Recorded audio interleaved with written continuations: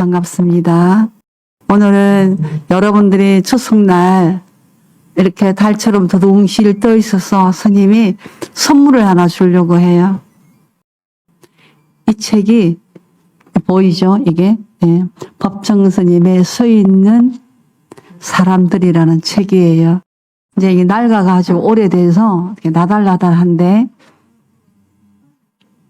스님을 출가하게 했던 여러 책들 중에 법정스님의 책 중에 이 서 있는 사람들이라는 이 책이 스님에게 많은 영감을 주고 용기를 줬던 책이라고 할 수 있습니다. 오늘 여러분들을 위해서 스님이 좋아했던 접혀져 있는 이 한 페이지를 열어서 여러분들에게 읽어주려고 해요. 어때요? 좋죠? 네. 제목이 가을이 오는 소리. 목소리가 좋아야 할 텐데 여러분들이 반야신경을 독풍해준 공덕으로 스님이 어제 그제부터 조금씩 몸이 많이 회복되었고 목소리도 오늘 기도를 할 수 있을 만큼 목소리도 좋아졌고 역시 반야신경의 가피가 대단한 것 같아요. 병원에 입원을 해야 되나 할 정도로 많이 힘들었는데 많이 좋아졌습니다. 그래서 목소리가 좋아져서 여러분들에게 이 책을 읽어줄까 하고요. 가을이 오는 소리. 산사의 가을은 바람결에 묻어온다. 서슬을 고비로 바람결은 완전히 달라진다.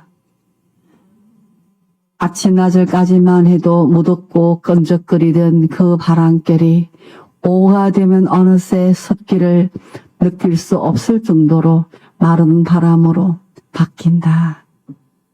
문득 초가을의 입김을 느끼게 한다.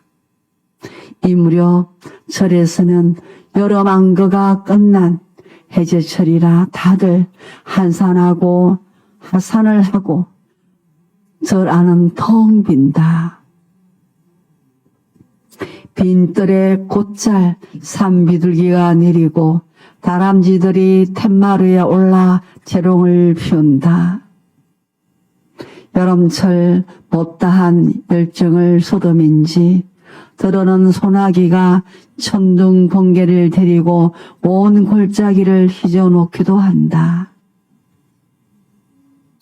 아침 저녁으로 선덕거려 콧물을 지피고 삼배옷은 까슬까슬하여 벗어놓아야 한다. 문득 앞산을 바라보면 그새 산색이 수척해져 있다. 허허로운 바람이 지리산에 있는 어느 공격한 암자에서 지낼 때였다. 허허로운 바람이 바람 소리가 스쳐간다. 지리산에 있는 어느 공격한 암자에서 지낼 때였다. 그때도 여름철 안거가 끝난 뒤라 함께 지내던 도반들은 다 하산해버리고 나 혼자 남아 텅 빈 암자를 지키고 있었다. 그러던 어느 날 공양을 마치고 헌식을 하기 위해 뒤끝 헌식돌로 나아갔더니 거기에 꽤 큰 쥐 한 마리가 있었다. 나를 보고도 달아나지 않고 헌식하기를 기다리는 것이었다. 헌식이란 불가에서 공양을 할 때 배고픈 중생들의 목으로 따로 모아두었다가 베푸는 일이다. 그러고 보니 여름철 내내 헌식돌이 깨끗했던 연유를 비로소 알 수 있었다. 헌식한 음식을 대개 새나 다람쥐가 와서 먹기 마련인데 어떤 때는 전날로 하던 음식이 그대로 남아 지저분할 때가 있었다. 지금까지 헌식돌이 깔끔했던 것은 날마다 이 쥐가 와서 먹어치웠기 때문인 것이다. 하루 한 끼밖에 먹지 않을 때더라. 한낮에 공양을 끝내고 헌식을 하러 가면 을에 그 쥐가 기다리고 있었다. 그전에는 쥐꼬리만 보아도 소름이 끼치곤 했는데 아무도 없는 산중에서 쥐를 대하니 오히려 반가웠다. 더구나 나를 의지하고 사는 중생이거니 생각하면 어떤 연민의 정마저 들었다. 헌식도 전보다 좀 더 많이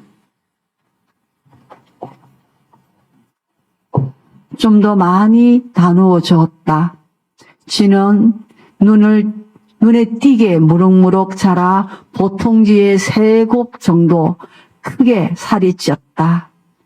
너 오늘도 왔구나. 어서 먹어라 하고 헌식을 주며 내 곁에 다가와 먹을 만큼 우리는 서로 길이 들었다. 이렇게 지내던 어느 날 쥐에게 한마디 일러주어야 되겠다고 생각이 미쳤다. 그날도 쥐는 어김없이 헌식돌에 와 있었다. 쥐가 다 먹기를 기다렸다가 말을 걸었다. 쥐야, 내게도 영식이 있거든. 내 말을 좀 들어라. 내가 여러 생에 긴 업보로 그같이 흉한 탈을 쏘고 있는데 이제 청정한 수도장에서 나와 같이 지낸 이 인연으로 그 탈을 벗어버리고 내 생에는 좋은 몸을 받아 해탈을 하거라. 언제까지 그처럼 흉한 탈을 쏘고 있어야 되겠니? 어서 해탈하거라. 쥐는 그대로 내 말을 듣고 있었다. 기이한 것은 그 다음날 헌식돌에 나가니 쥐가 보이지 않았다. 웬일인가 했는데 그 쥐는 헌식돌 아래 죽어 있었다. 사람이 사람을 못 믿어 하고 서로의 말이 통하지 않는 막힌 세상에서 쥐가 사람의 말을 알아들었구나 싶으니 대견스러웠다. 나는 하는 짓에 따라 그 거죽이 다를 뿐 착하게 살려는 생명의 근원은 조금도 다를 게 없음을 그득그득 확신할 수 있었다. 나는 쥐에게 연물을 하고 그 자리에 묻어주었다. 그해 가을 나는 그 쥐의 명복을 빌면서 줄곧 마른 바람 소리를 옆구리께로 들었다. 이 주제가 가을이 오는 소리인데 법정 스님께서 여러 한글을 끝내고 다른 사람들은 다 해제하고 내려갔는데 당신만 작은 암자인 선방에 남아 있었는데 사람도 오지 않는 한적한 선방에서 쥐를 만난 거예요. 그래서 하루에 한 끼 드실 때마다 그 음식을 조금 띄어놨다가 그 헌식 때 큰 바위 잿돌 위에 음식을 올려주면 쥐가 와서 꼬박꼬박 받아 먹었다. 어느 날은 법정 스님께서 쥐에게 얘기를 하신 거죠. 쥐야, 언제까지 이런 흉한 몸을 들고 살래? 너도 이 수도 도장에서 이 청정한 음식을 먹었으니 이제는 그 흉한 털을 벗고 사람 몸을 받아라. 이렇게 이제 쥐에게 말씀을 했는데 쥐가 그 다음날 그 헌식대 밑에 죽어 있었더라. 그래서 법정스님이 쥐를 잘 묻어주고 명복을 빌어주고 기도를 했다. 이 세상에 사람과 사람의 말도 통하지 않는데 지가 내 말을 알아듣고 그 다음날 죽었더라. 이렇게. 전 이 대목이 사람이 마음이 청정하고 깨끗하면 이 세상에 어떤 것하고도 통하지 못할 것이 없고 소통되지 않는 것이 없구나. 이런 생각을 그때 당시 이 책을 통해서 하게 됐어요. 그리고 출가해서 스님이 되면 이렇게 지에게도 말을 해서 지가 말을 알아듣고 내가 지 몸을 버리고 내가 사람 몸을 받아야 되겠구나 하고 스스로 생명을 놓는 이런 위대한 힘이 스님들에게 있는 거구나. 그런 생각 하나와 그 다음에 지에게도 그렇게 밥을 나누어 주면서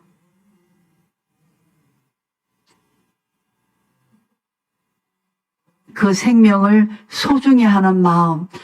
이게 불교구나. 생명을 소중히 하는 이게 불교구나. 참 불교가 위대한 종교다. 훌륭한 종교다. 이렇게 생각을 하게 되었죠. 그래서 스님은 법정 스님의 책이란 책은 다 사다가 읽고 요즘에 소장도 하고 있고 가끔 한 번씩 내가 좋아했던 이런 내용들을 이렇게 읽어보면 그때 내가 이 내용을 보고 참 이런 생각을 했지. 그런 기억들이 새록새록 살아납니다. 오늘 여러분들에게 해주고 싶은 이야기는 이 세상에는 한 사람도 내 뱃속을 놓은 새끼도 한 뱃속에 태어난 형제도 같은 사람이 비슷한 사람이 비스무리한 사람이 유사한 사람이 한 존재도 없다라는 거예요. 그렇지만 없지만 우리 마음은 악하면 악한 대로, 선하면 선한 대로, 좋으면 좋은 대로, 나쁘면 나쁜 대로 하나의 강물처럼 같이 흘러가고 있다. 그래서 오늘 비가 와서 달은 뜨지 않았지만 여러분들 마음 안에 항상 희영청 밝은 달이 어느 날 빛을 발하면서 여러분 마음 안에 어두움이 내려 깔리지 않도록 어두움이 내리지 않도록 항상 둥근 보름달처럼 마음이 환하게 빛나기를 바라고 이렇게 작은 민물인 지도 스님이 말을 알아듣고 집착하지 않고 목숨을 놓고 또 다른 차원의 세계를 향해서 떠날 수 있는데 여러분들 마음 하나하나가 이 세상을 창조하고 우리 인생을 창조하는 겁니다.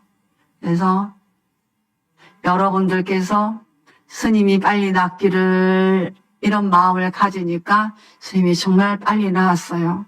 나랑 비스무리하게 감기 든 사람들이 아직도 감기를 앓고 있는데 스님은 이제 거진 다 나은 것 같아. 한 90%는 나은 것 같아요. 여러분들의 공덕입니다. 그리고 이렇게 우리가 내 마음을 내가 잘 사용하고 내 마음을 선한 곳에 고통과 괴로움이 일어나지 않는 것에 사용하는 방법을 여러분들이 차츰차츰 배워서 마음을 잘 경영하고 관리하고 사용할 수 있는 그런 직연이 이 반야신경 독통하는 공덕으로 여러분들 마음 안에 밝은 지혜의 달이 항상 떠 있기를 바랍니다.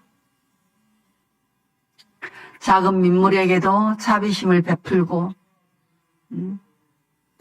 작은 풀꽃에게도 내가 사랑을 보내고 믿고 부담스럽고 쳐다봐도 답답해지는 사람들에게도 좋은 마음을 보내고 그러면서 살다 보면 내가 선한 사람이 되는 거예요.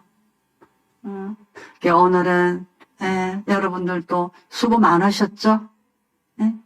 가족과 함께 하는 게 쉽지 않잖아요. 음식도 해야 되고 사람도 만나야 되고 모두가 힘들 텐데 여러분 마음 안에 스님이 조금도 부족함이 없는 온전하고 밝은 둥근 달을 여러분 마음 안에 선물을 보내면서 작은 민물에게도 우리가 사랑의 마음을 따뜻한 인간의 마음을 보낼 수 있는 그런 여러분들이 되기를 축원드립니다.